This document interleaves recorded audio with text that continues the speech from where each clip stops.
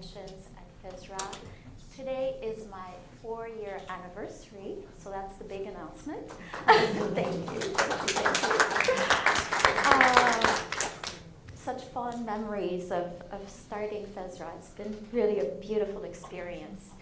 And talking about beautiful experiences, this morning I just saw the most beautiful, I was part of the most beautiful moment.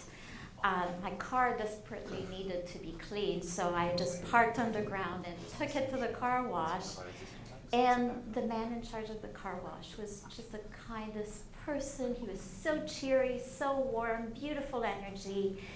And he goes, okay, so where are you gonna be? Can I take the key back to you because I need to leave it a little early? So we exchanged logistics, and he said, I just need you to know I'm going to send Michael, and Michael is on the spectrum, but he's worked with me for 21 years. He's a great guy. He will deliver the key to you, but I just need to explain this to you because he doesn't talk very much. And I just felt like hugging this man. I mean, the beauty in believing in the human spirit and that every human can contribute to society and find value in a position. I was just embracing this moment of kindness, and they've been working together for 21 years. So I just wanted to share this beautiful moment of kindness this morning. So I need to talk about logistics now. So we have people online. Hello to our online audience. At the end of our panel discussion, we will be taking questions. I'll reserve 15 minutes at the end for questions from you. And online, you can also submit questions, and Karima, right here in the front, will be telling us what your questions are. If we receive more questions than we have time for in the session, we will post everything online and all of the answers will be there. So let me start with a little bit of an intro before I introduce our panelists. So our statutory objects in the FSRA Act for the pension sector are to protect plan members and also promote the good administration of pension plans. And in the FSRA Act, we have a number of more general objects. One of them is around educating the public and promoting awareness about the sectors in which we operate and regulate. So in 2023, you will see a lot more initiatives from us around education, awareness, member communication and engagement, and that's really the purpose why I wanted to have a panel focused on member communication and engagement. And our stakeholders, and especially the members of our special purpose committee that was charged with identifying ways to foster a vibrant pension pillar in Ontario, told us that this was really an important area of focus. And on the advice of the special purpose committee, I am so excited to tell you that we're launching a Pension Awareness Day. It is the first in Ontario, first in Canada. We're really carving out a space that I hope will create a lot of momentum and energy in the sector. So it's been an incredible and amazing journey to be leading this initiative, and I want to thank the entire team at FSRA that has put energy, enthusiasm, followed all of the crazy ideas that we had along the way. Thank you. You are terrific. I love you. There you go. You're getting a good sense for me. The Pension Awareness Day. So what is it about? We want to encourage people to ask questions about their pension plan. We want to debunk myths about pension plans and retirement savings and the retirement system in Canada. We have a great system in Canada, so we want to make sure people appreciate it. We want to equip people with information and resources so they can make well-informed decisions about living well today and planning for tomorrow. So we want to get people really curious about pension plans. So we want to really create a buzz so that people can understand the value of a pension and they can ask questions of their current employer, but also a potential prospective employers, just like they would ask an employer whether they have a medical plan or a health and dental plan. So we want pension to become part of this questioning when they look at an employment package.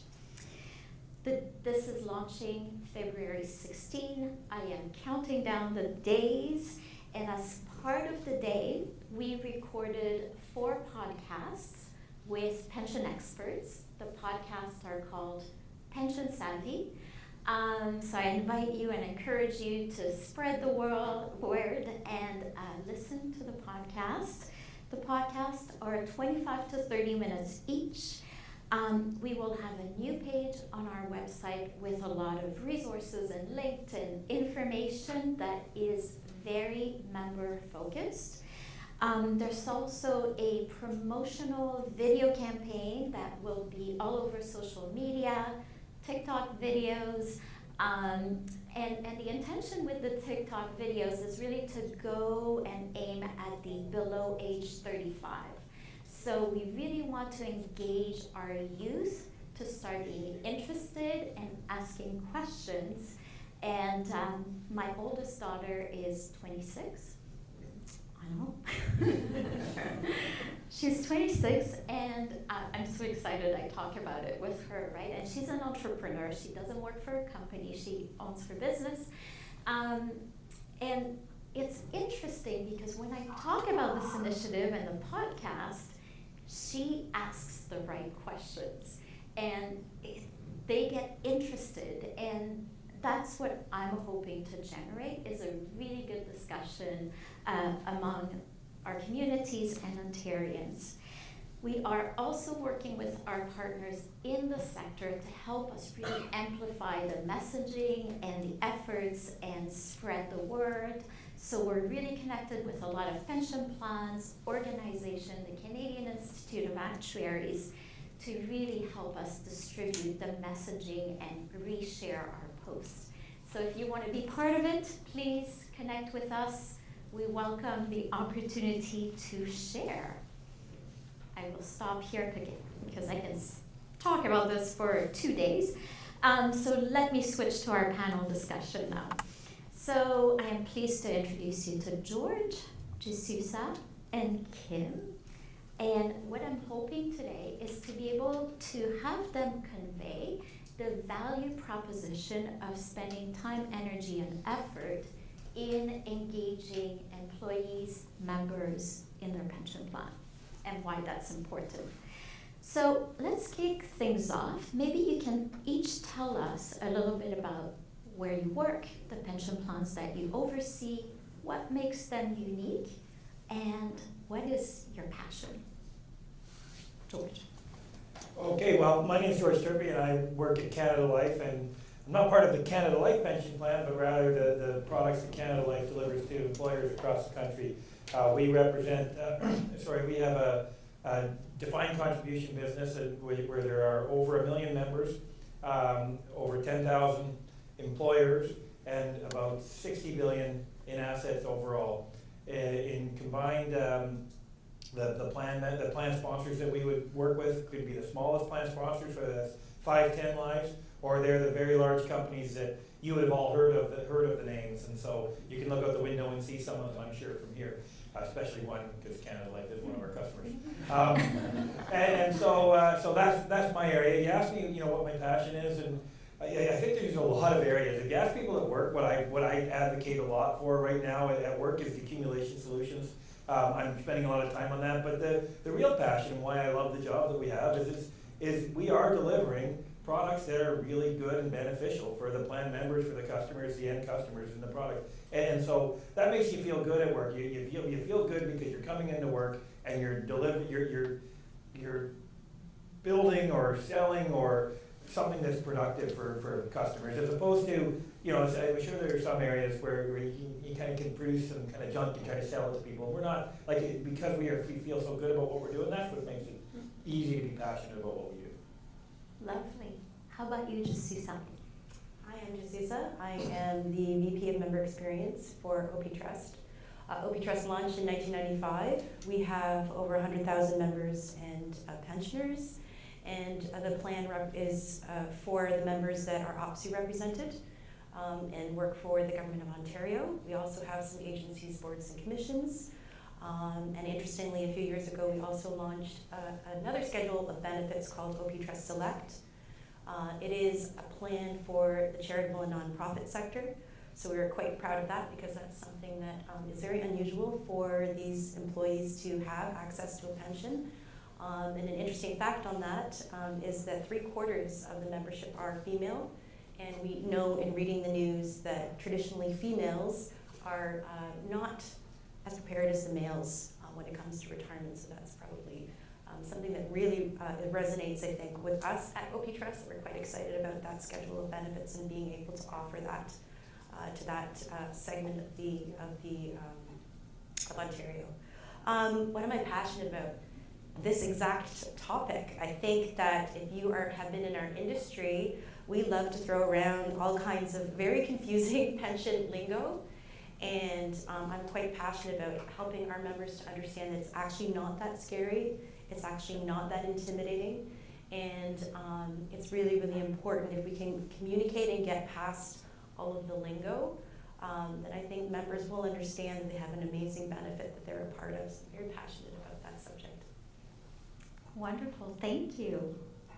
Kim? I'm Kim. I'm the CEO of TBIS. TBIS administers the pensions and benefits for the IBEW members in Local 353, which is the GTA. They're electricians.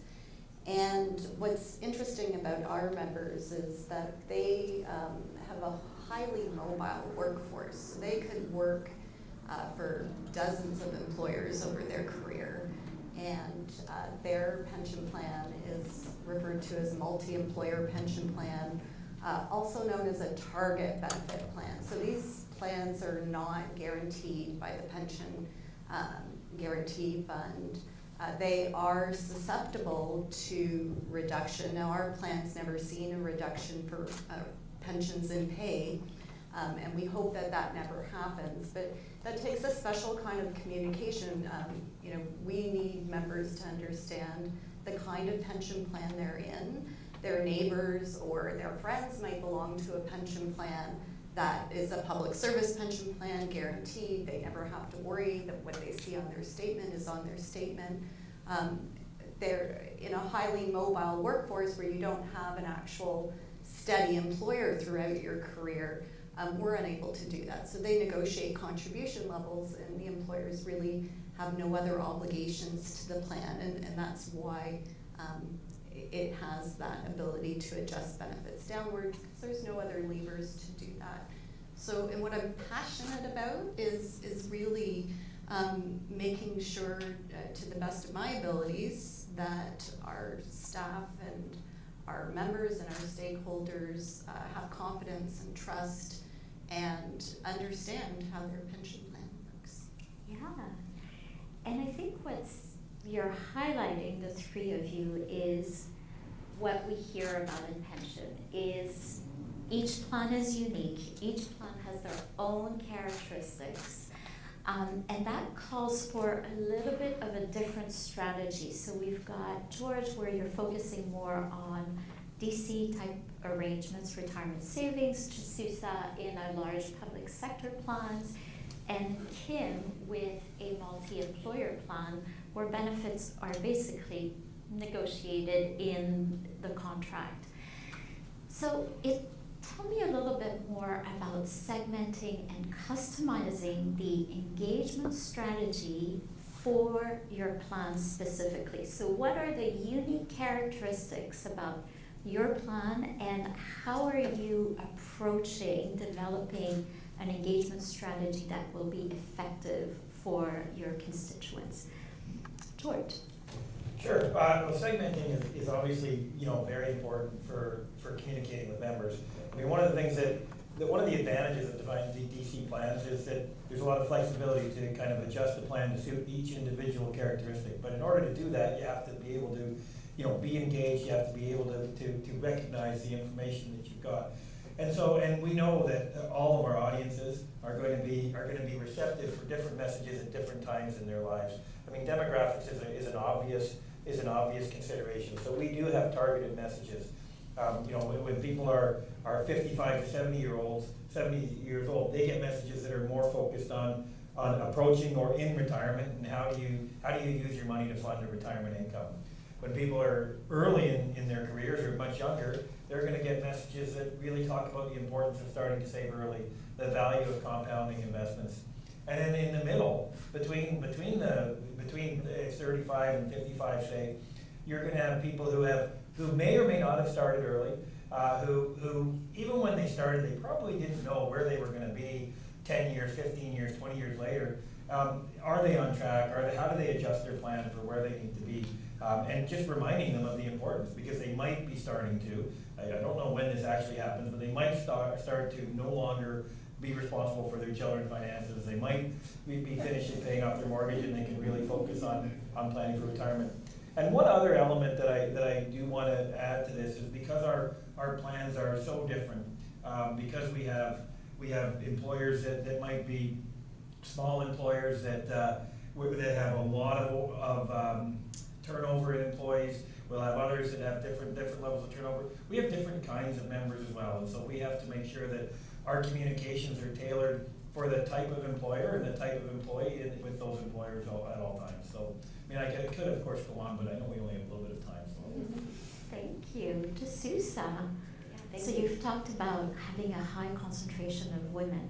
Yeah, and so I think a lot of it has to be about how to make the language simple, approachable, and accessible for members. We do look at life events and stage of life, so we do member journey mapping, looking at segments of our membership and what they're interested in. And I'm just going to call it that pensions is not always top of mind. It is not a sexy topic when you are earlier in your career necessarily, right? That is something that you think is way off in the future, so it's hard to wrap your head around that. And at OP Trust, we often put ourselves in knots thinking, well, why aren't they interested? Why? This is amazing. And so until they get there, I think we've understood that they just need to understand that they do have a workplace pension. It's a good pension, and that they need to reach out to us if they've got pension questions, or if anything comes up in life or in work that impacts their ability to contribute to the pension plan. So it's understanding who you're speaking to when, and when they're really going to pay attention. So keep it simple. Keep it simple. Right? That's what I'm hearing. You have a pension. It's a good pension. And we'll see you later when you're really interested. Check your benefit statement. Exactly. I like it. Kim? I back up maybe a little bit. I'm into the job about 4 years, just like you at FSRA. Oh, congrats.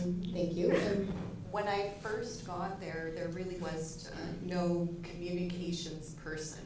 And I attended some member meetings and were listening to some of the discoveries that our members were making in a pre-retirement meeting, and listening to their questions. And I thought, you've been contributing to a pension plan for many years, and here is where you're getting the information. So that informed some of our communication strategy. And then we surveyed our members, and we asked them all sorts of questions about their sentiment around their pension plan and how they particularly felt, how much knowledge they had. And over 60% of our members felt they had either poor or fair knowledge, which from us who live and breathe pensions is like, oh. So, when we saw this and had it in black and white, the board and I thought we really need to start focusing in not just with our quarterly pension and pension statements and the regulatory things, but really trying to get out there. And I could not do that, and my pension manager couldn't do it off the side of their desk. We need somebody dedicated, so we've got somebody dedicated. And what we're trying to do is really leverage both our stakeholders and start delivering information in formats that our members have told us that they appreciate, and in the locations where they want to receive that. And hopefully one day we'll be in a position to also do more targeted, lifetime and life events, communications. That's great. I want to turn it to Jesusa. One of the things at OP Trust that you have is the pension plan ambassadors. Yes, it's a program called People for Pensions, and it's branded separately from the two schedules of benefits because it's aimed at just education for the DB model to Ontarians, not necessarily just for our members, right? So the idea behind that is really education, understanding that pensions are important, they contribute to the economy, the community. It's not just only about the members. Obviously, the members have great value in being members of the plan, but just really advocating the defined benefit model across Ontario.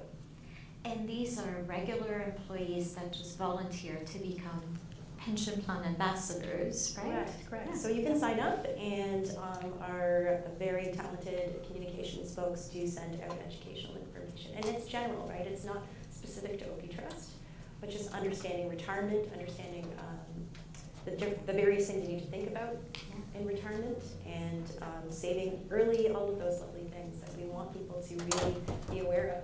Yes. Same kind of idea that you're trying to do with your Pension Awareness Day. It's getting that message out there. Yeah. Wonderful. And George, like from a DC perspective where people really need to engage with their plan, I mean, the first step is you need to enroll and you actually need to contribute. What are some of the hurdles that you've encountered, and what are some of the tools that you've seen are most effective, or tactics that employers might have used that are super effective? That's a great question. For sure, engagement is important. I do want to but I do want to also mention that and maybe this is the answer to your question as well, that it's important to recognize that no matter how hard you try, you're not going to get engagement from everybody. Yes. And so it is very important that plans have defaults that are, by nature, a default is going to be a one-size solution. But and one-size-fits-all solutions don't always work for people. But it is important that a plan is going to has good default features. And one of the things that we would like to see and more encoded in the rules is the ability to have auto enrollment, the ability to have auto escalation, which is something that I would say it's unclear really right now across Canada what the rules are. Pension regulators will tell us that there's no rules against it, but then there's other employment standards that make auto enrollment a little bit more difficult. But that's one area that I would like to see us working. Even the default funds, so the default investment selection. It's important that it's a good default investment selection, and I'm really pleased and happy that target date funds have really become the go-to product within most defined contribution plans. Because I don't think most investors in a defined contribution plan are really well equipped to say, well, let's shift now from cyclical stocks to whatever. I don't think that's the kind of conversation that most DC investors are having. But it is important to have engagement. There are things like employer match. There are voluntary contributions. So there might be a minimum 3%, but you can contribute up to 7%, and your employer will match the 50% or 100% of your contributions. And making sure that members understand that. So educational, whether it's webinars, whether it's sessions, to make sure that people understand that. Another thing that we've done that's being really quite successful and really helped to increase engagement is that Canada Life, we provide both group retirement savings, but we also provide group benefits. And so we've really tried to, where we have the employer's business for both the group benefits and the group retirement, try to provide an integrated experience for the plan member. Plan members don't often think, I mean, somebody mentioned this morning that we don't often think Saturday morning, let's go check on our investments. But most plan members who have a health and dental plan have about 20 claims a year that they would be submitting. And so they'll go online to submit that. And we've made it integrated so that when you go online and submit your health and dental claim, your savings information is there and it puts it front and center. And so that helps too. That really has helped increase engagement. We've seen the numbers on our site, and engagement with our retirement savings site has really increased because of the integrated support that we've got there. So I think that those are some of the tactics that we would use to really help grow engagement. That's great. Kim, are there like any special, like I know you're earlier on your journey than just Susan and George, but you know, I'm sure there's a lot of people that are starting as well. You're not alone. Like anything that you feel was a positive contributor to getting the engagement and getting the interest? I think it's been helpful in just finding out where our members are clicking on our website, and you know, what information are they actually looking for, so we can provide more of it. Leveraging the union's social media channels instead of trying to run one of our own, given the time and energy you would need to put into it, and we know members are going there, so pre-writing for them and then giving it to them has been a good channel just to get the reminder out there that they have a pension plan and that kind of thing.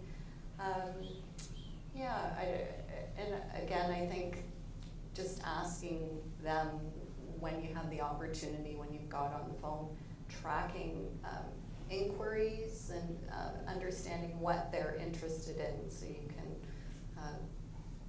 give them information that's meaningful to them.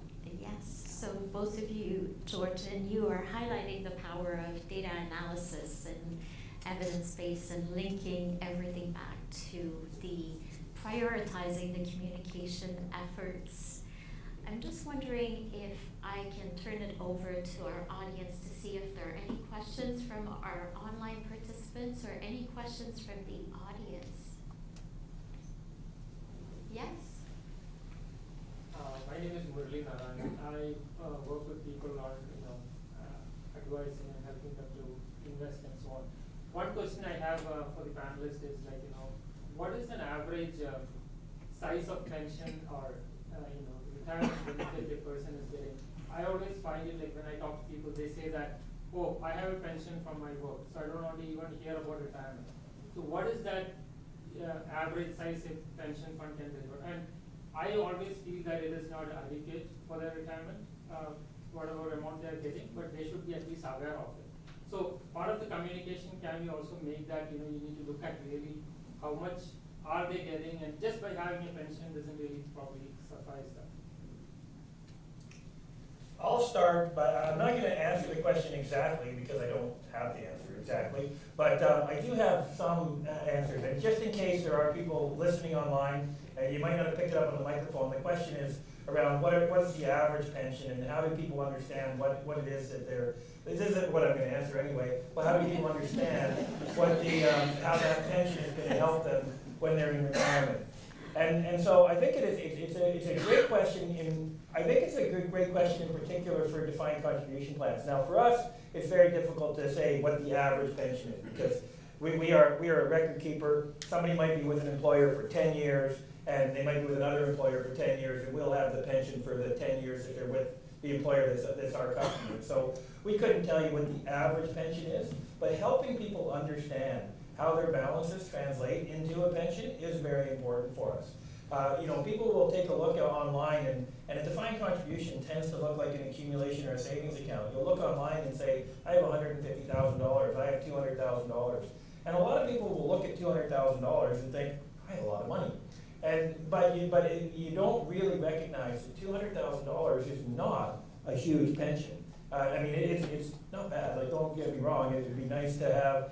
It's nice to have something that might generate $1,000 a month of pension, and when you combine that with other pensions that you might have, that's a significant contribution. But it's helping people convert that amount to a monthly dollar amount, and that's one of the tools that we would make available on our website to help make sure people understand what this is going to mean. Because people don't think of their pension in how big is their pile of money. They think of I think most people think of their pension in terms of monthly income, because your expenses are monthly. You pay your rent or your mortgage or your insurance, you pay it monthly. You pay your hydro bills monthly, and so I think that that's the way people would think, and converting the lump sum dollar amount into a projected income is very important for us. Good. Yes. I'm a bit of an outsider. I'm a financial planner. Hi. And while working with my customers for 20 years, I can tell I haven't met a single one yet who knows what their pension is. And when it comes to engagement of people, of new members, I think communication between pension plans and financial planners could be one of the very substantial tools that can increase engagement. Whenever I run financial plan for clients, I always have conversations about pension. I always strive. I make my best effort to find information about their pension plan, which is not always easy. So my question is, what is being done by regulators to increase this communication between financial planning community and pension plans? And maybe what financial planning community could do, what could I do personally to increase my engagement, to have more awareness of what different pension plans are all about? That's a Thank you. great question, a great idea. This is the beginning of a good discussion. We have been talking actually behind the scenes with the CFP Association. But you know what? I would love to have this discussion in more detail, really understand a little bit more about what you have in mind, and then we can engage together between the financial planners and the plans and see like what would make sense on balance for the ecosystem.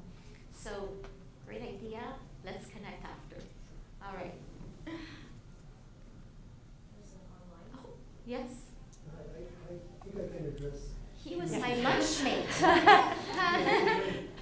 Lord Forsberg's running a small business in financial services. George, I do sell some of the Canada Life Group cards, so I like them. But I came up with my own idea, but it's related to a PhD who wrote a book, and his name is Thomas Piketty.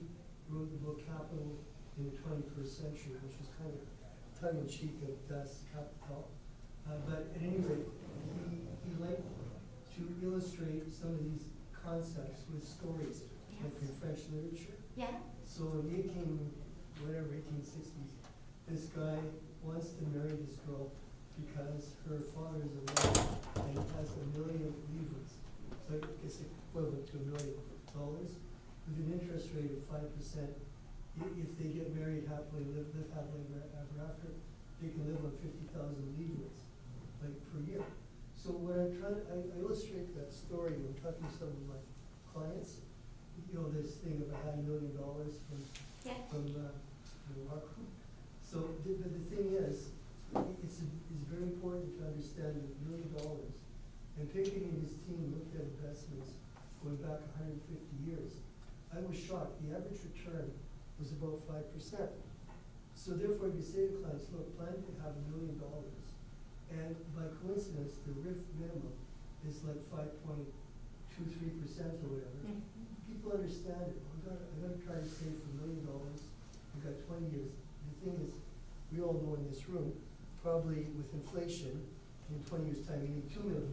But I think if you get that, that's what I'm trying. If you get that across the, this is your lump sum, multiplied by 5%. So anyway, I'm not really making comments. No, I think you're going to the point of making it simple, and I'm linking it in my head to D'Souza, you were saying the same. I have a podcast with René Baudry.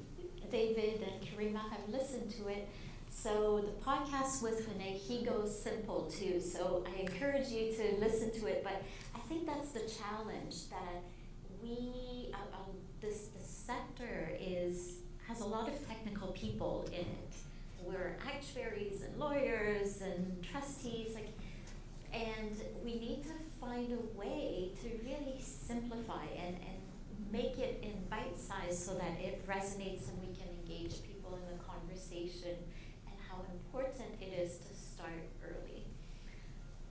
If I could jump in. Yeah, go ahead. From the DB sector perspective, so we have the opposite issue, George, where members know they contribute, and they call and they say, I have $30,000 in this plan, right? And we have the opposite, right? So while we'll say, no, you can make your plans because you know what you're going to get. Right up until today, we can tell you what you're going to get in that monthly pension that you're talking about. That's where the education has to come in. And to address the two gentlemen that are in the financial planning industry, I mean, we have to provide members with an annual pension statement, and that is where they're going to be able to take that to you and have that conversation and really understand the value and the benefit of what they're getting from a defined benefit plan. So I hope that that's the question that comes up. Then it's, please show me your annual pension statement, and then the conversation can start from there. Yeah. Yes, Karima. There's a question from online. Okay. Summarize it as a communications question of barriers to simplifying pension language and leaving out nuance or technicality and leaving potential liability or exposure. And is that a real concern, and how can that challenge be addressed? I have some thoughts on that, but I'll turn it over to our panelists. What do you think, Kim? I think absolutely it can be a concern. So, we run things through legal. We write it, make it as simple as possible, test it through our staff, and then test it through people who know nothing about pensions. And say, what does this say to you? Get the feedback, and then run it through legal. And sometimes there's no changes. Sometimes there is, because, it should say may instead of will or things like that. But I think you can do both. How about you, Susan? Yeah, I'd say it's a balance between what we must say to pass our legal and policy business partners versus not getting them lost. So it's one thing to have a law and a regulation that protects the member, but if they get so confused, they don't even understand what we're trying to protect them from, then we kind of miss the mark, right? So it's often a challenge, but it's a good discussion on how do we make sure some of that legal information is there, but we highlight the things that they need to know in plain English so that they don't have to be an actuary or a lawyer to understand what the heck their benefit looks like. And so that's a challenge that I think all of us have. Goes back to simplification. You can still have all of the legalese, but I think it depends on how you lay things out and how you highlight the important things and say, and for more information, here's where you need to look. Or small print on the back to make sure you capture everything, because that's what we must do. Yeah. How about you, George? Well, it is a great question, actually. And just yesterday I had a call, because we're providing feedback on a provincial proposed regulation that's not FSRA, and there's so much there. And one of the comments that I was sharing with the lawyers is, like, if we provide all of this stuff, people aren't going to read it. And so it is, how much do you provide, and how can you communicate, in simple terms and not over communicate. There was an interesting point that you made in the question, though, about if you're too simple and you don't really describe how the products are going to work, then are you exposing not only yourself to the company, the organization to risk, but also the member to risk? Because if they see something that says that, oh, you're projected to have $1,000 a month at age 65, but then at age 65 they have 750. Why is that? And did they expect that? And how are their plans? So you have to be careful about that. And one of the other things I meant to mention this when we were talking about targeted and segmented communications. One of the real benefits of segmented communications, instead of just massive, broad swath communications, is that you can target a communication for people that are approaching retirement, and you don't need to talk about some of the stuff that's not relevant to that particular audience. And that's going to help people as well, because it is, if you get a 2-page document in front of you, you might read it. If you get a 6-page document in front of you, you might say, I'll read it later. And we all know what that means. Yeah. Yes. Thank you. Good point. Any other questions? Yes, Joseph. Hi, I'm board member, just for disclosure. I was also president of Standard Life Insurance Company, so we had a sizable group pension operation for Manulife, bought the company 2 years after I left. Not when I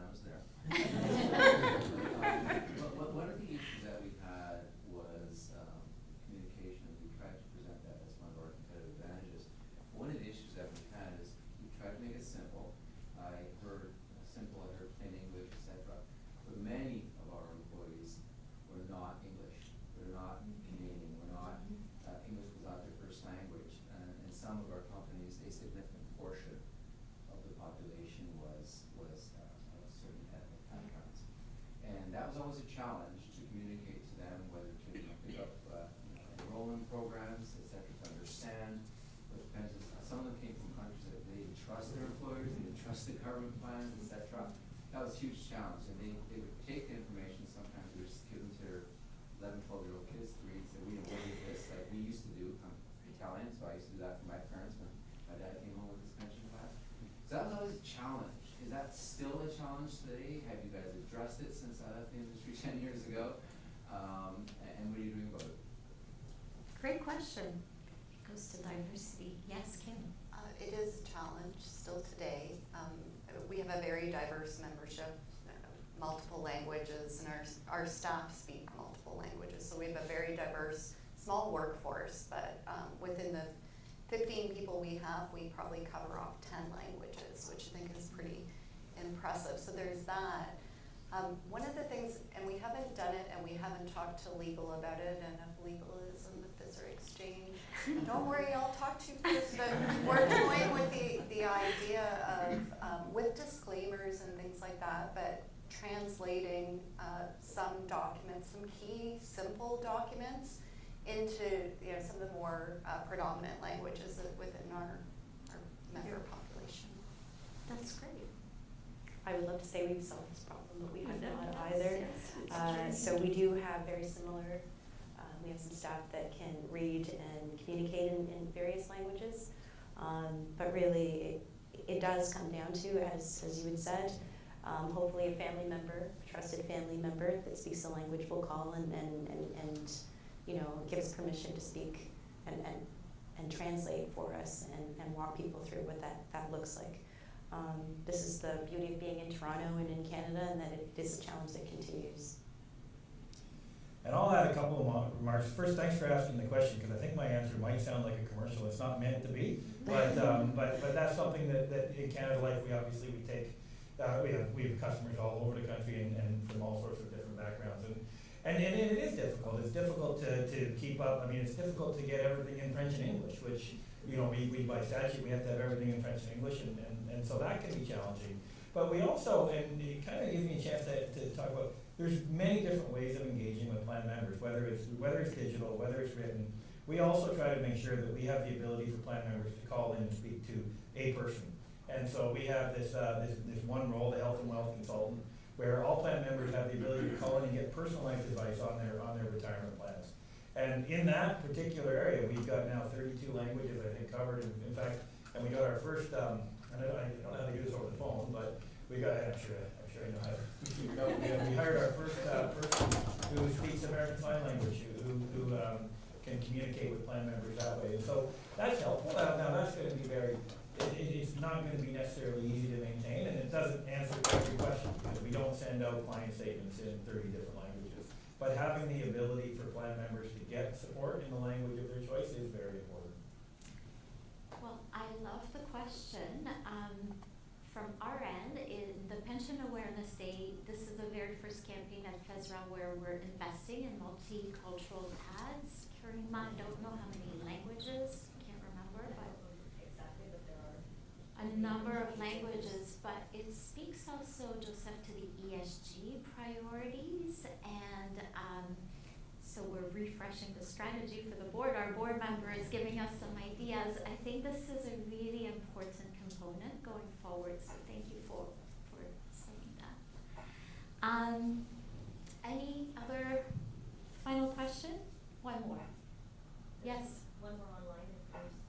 Yeah, one more. Here you go. Okay, so many plan sponsors have members across provinces, and has there been talks to have Canada-wide Pension Awareness Day during ECPM or other associations? Well, that might be year 2, year 3. I know that the hardest thing about the Pension Awareness Day was just to keep it small enough, impactful enough, so that we could get out of the gate. ACPN is involved as one of our partners, so are a lot of other associations. And I can tell you that my sense is they really want to take this national next year, which is super exciting. But I really wanted to have a learning phase with the first campaign in Ontario. So I welcome your feedback as usual on how you think the campaign was designed, what we could do better in the years ahead. Together, that's how we make the ecosystem stronger. So with that, I'm going to say thank you to George, Susa, and Kim for participating in this discussion. I'm very grateful. Thank you for all of you for joining us to the FSRA Exchange and coming to the session. I hope it was meaningful. Thank you to everybody who's online for joining us as well. And with that, I am going to wish you a